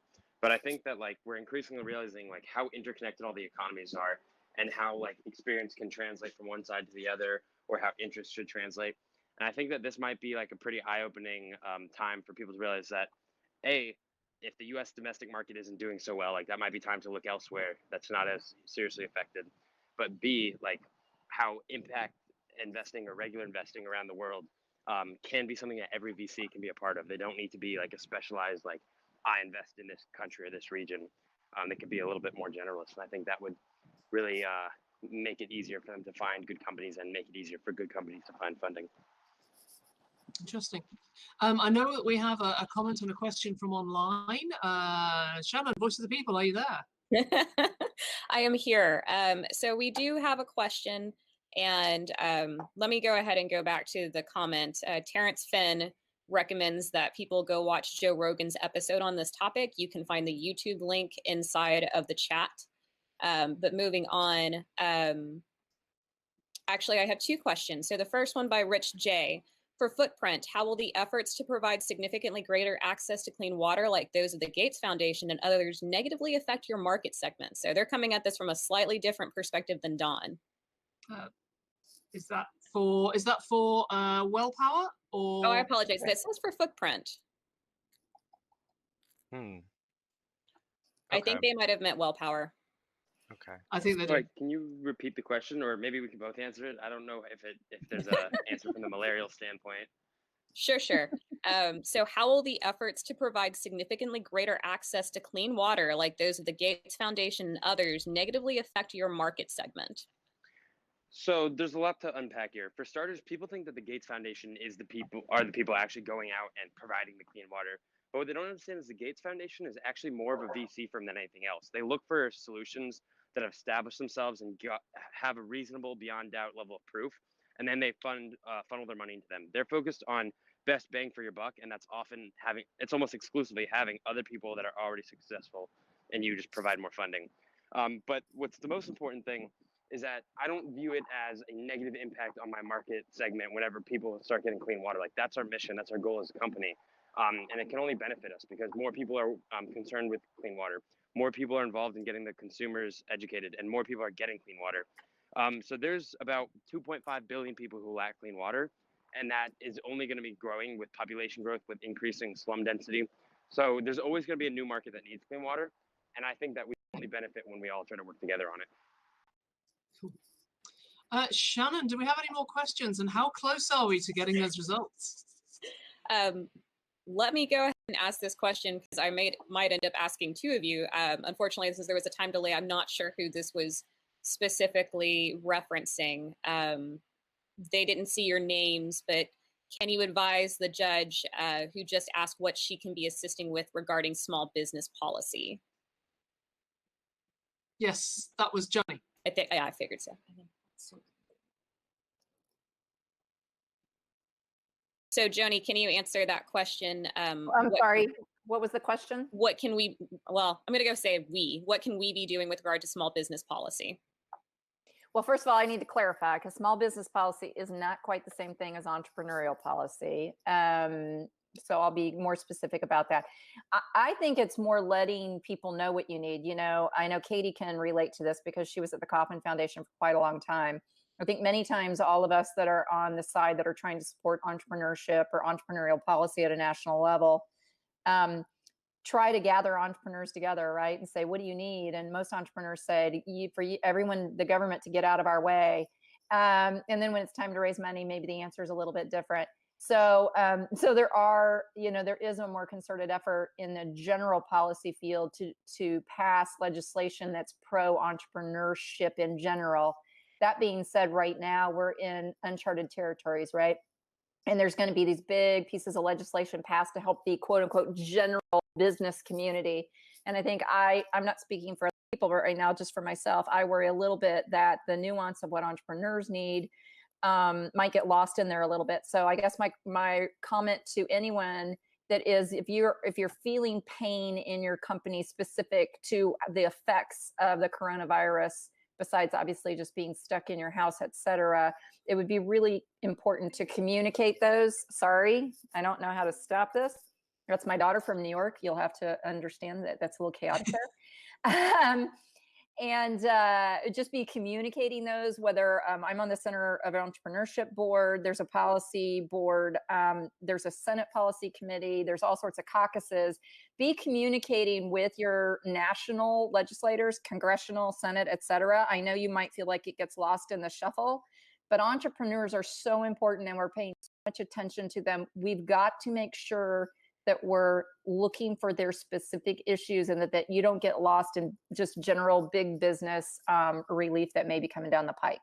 I'm sorry, it was kind of vague, but right now I don't have like an email address for you to send your comments to. That's why we're kind of trying to get you to answer questions now if you could. And they know how to get a hold of me here at Hatch. So if you've got something specific and you get off of here and you're like, oh my gosh, this is super important, just get it to this crew and they'll get it to me. I hope I'm not speaking out of term, Kate.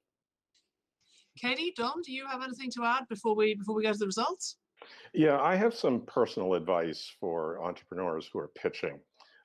When you're pitching very early stage startups, you're selling a story because you don't have a product yet, or you don't have product market fit yet, or you don't have demonstrable success. So you're really selling a story. And the story needs to be personal so that you have a personal connection. Investors, when they look at startups, are looking at the founders and they're asking themselves, why did this founder start this company? Is it passion for them? Are they driven from personal experience to do this? Or did they see an opportunity and say, oh, I think I can do something? So when you're putting together a pitch, it's the whys. It's why did I do this? Why now? And why me? Why am I the best person to bring this to market? So make your pitches a personal story about why you got involved in this, why it's a big problem that needs to be solved now, and why you have the experience to do that. And if you do that, then I think investors will want the second meeting and want to know more and ask deep questions about product and product market fit and competition and that sort of thing, but start with the story. Fantastic advice. Thank you very much, Don. Katie, our last word? I wish I had something. Don and I were definitely channeling each other there. I was going to go more towards the pitch. I don't have anything smart to say about Corona. So I was just going to talk about the pitches. They were all delightful. And I know 4 minutes is really hard. Pitch coaching and some of the others, that's actually the thing that I preach is what's the why, and let's tell a story and let's weave a story throughout.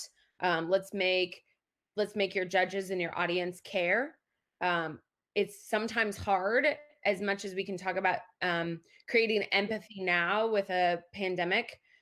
In most cases, it's really hard to draw out that empathy and make people understand the why, especially when we're talking about things going on in developing countries, as awful as that may sound. So really weaving that why throughout and creating this story that kind of tugs at people and makes them understand and care, and understand why it's important to you. Okay, thank you. We are getting very, very close to the final results now.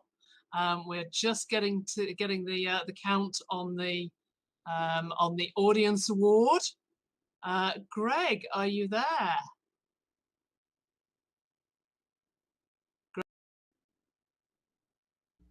Yes, I'm here. I'm just negotiating with the scoring people to find out what we have ended up with. So we're very, very close. I've seen some preliminary results. So hold on for just a moment.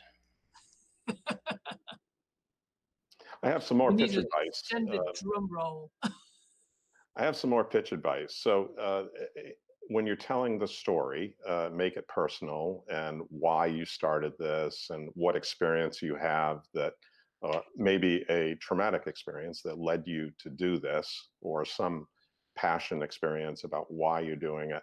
And then also weave in your co-founders and how you got together with them, why they're the best fit for you to make this successful, and that sort of thing. Co-founders are critically important to building a successful startup. And the idea there is finding a co-founder that complements what you do, not overlaps what you do. And a co-founder that has domain experience is always useful. So just sort of build that into your pitch story. Thank you.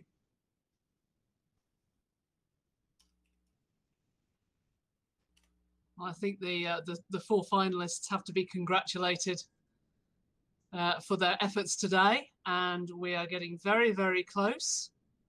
I believe we have the results. Drum roll, and I'm handing over to Greg Wright. All right, thank you so much, everybody. This has been real interesting for me. Kate, you've done an amazing job just threading this together. Those of you who don't see this, Kate is orchestrating a ton of things. She must have about 15 hands and definitely several brains to be able to put all this together. I've been off air, as you've noticed, most of the time, and I'm struggling to even correlate what's going on. So Kate, kudos to you. I also want to thank the judges. You guys have stepped in. We've had we had some of our speakers pop out, and you guys put out an awesome panel right at the end there, which was I really thank you so much for doing that, just off the top of your heads, and that was really great to be able to tap into the great knowledge you had, and thanks also to the finalists for jumping in on that as well. Well, I can't see the result. I know the results are there, and I'd love to tell you what they are, but I can't see what they are specifically. Now, I'm told that the slides will show you, but there's a delay on the slides, and so my team is busy going to use the judging channel to give me the slide positions and tell me who is in which position on that channel. And when we do that, I will read them to you. And at that stage, I'm sure our great mastermind behind the scenes, Iggy, will put the appropriate slide on the screen moments after I mentioned the team's names. So this is kind of nail-biting for everyone here, isn't it?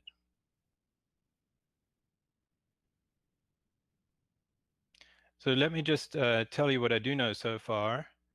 There are 3 different categories of awards.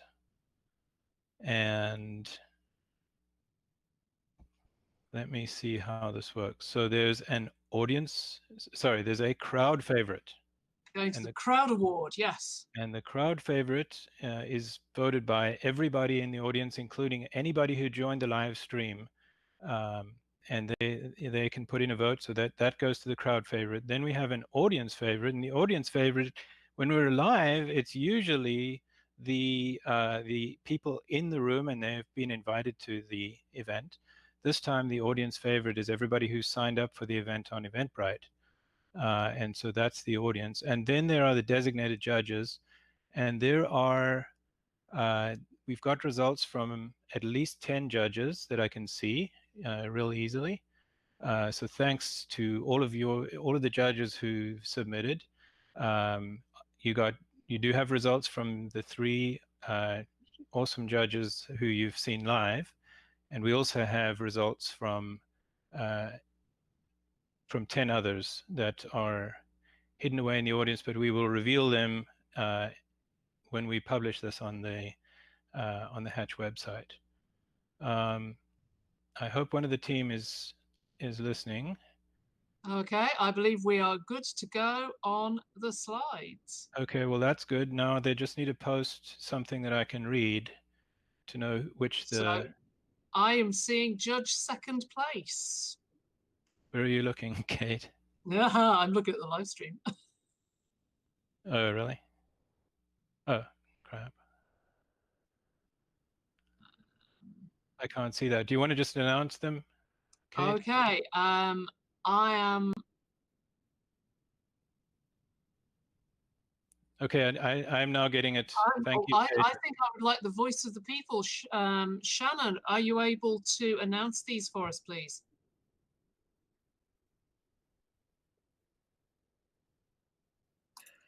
I can certainly try. I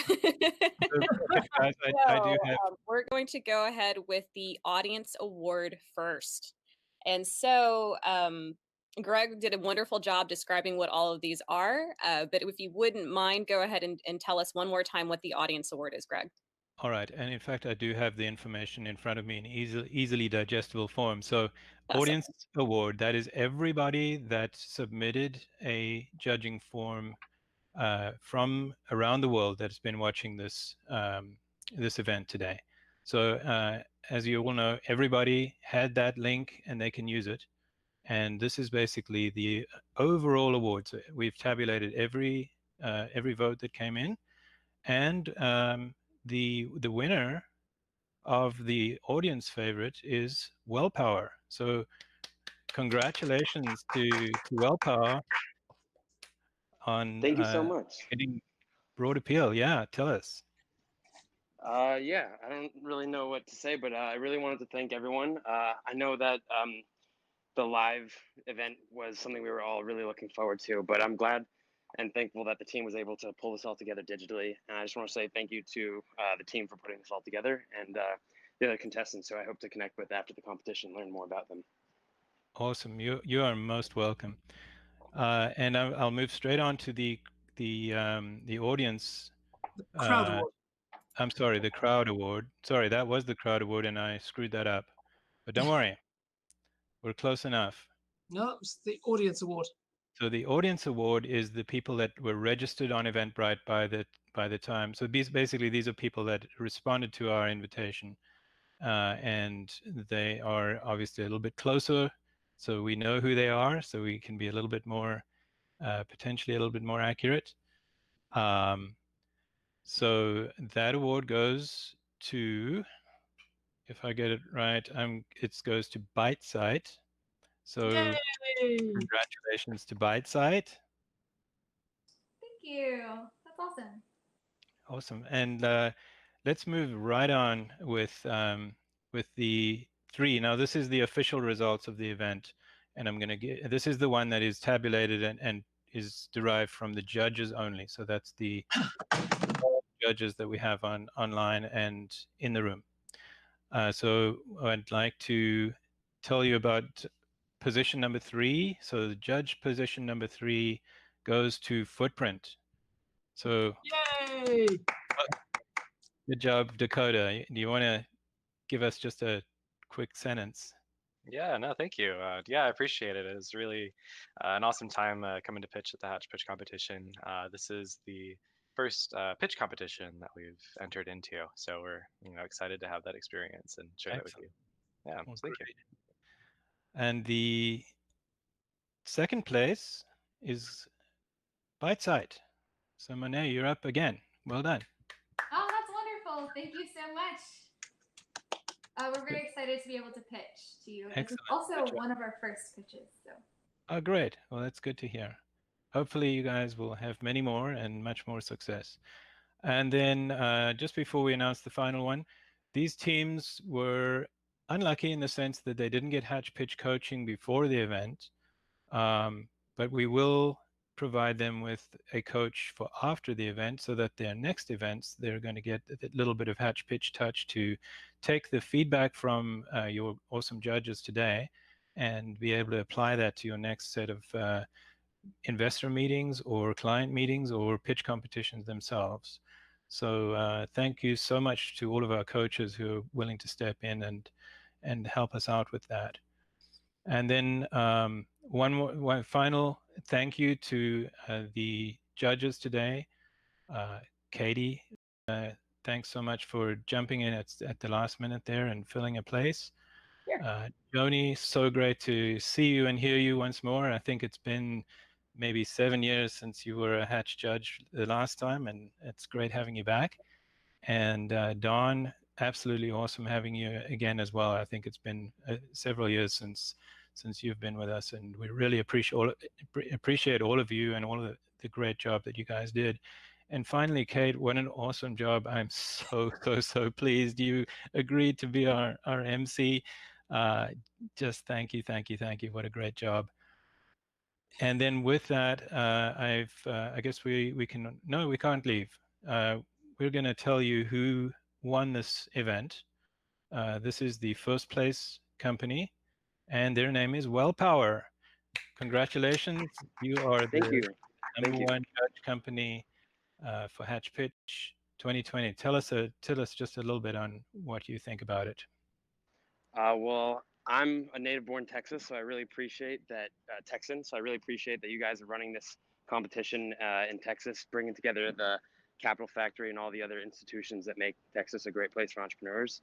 And I think that all of the contestants and I would agree that this is going to be very great for us moving forward and very helpful in entrepreneurial careers. So thank you guys so much. Wonderful. Thank you so much. And thanks for everybody in the audience that that came by and dropped in and will drop in the future, because I know we will probably get many times the number of people watching this event as we leave it up on YouTube and on Vimeo. I want to say one more thing. We have events planned, and the official events have been canceled.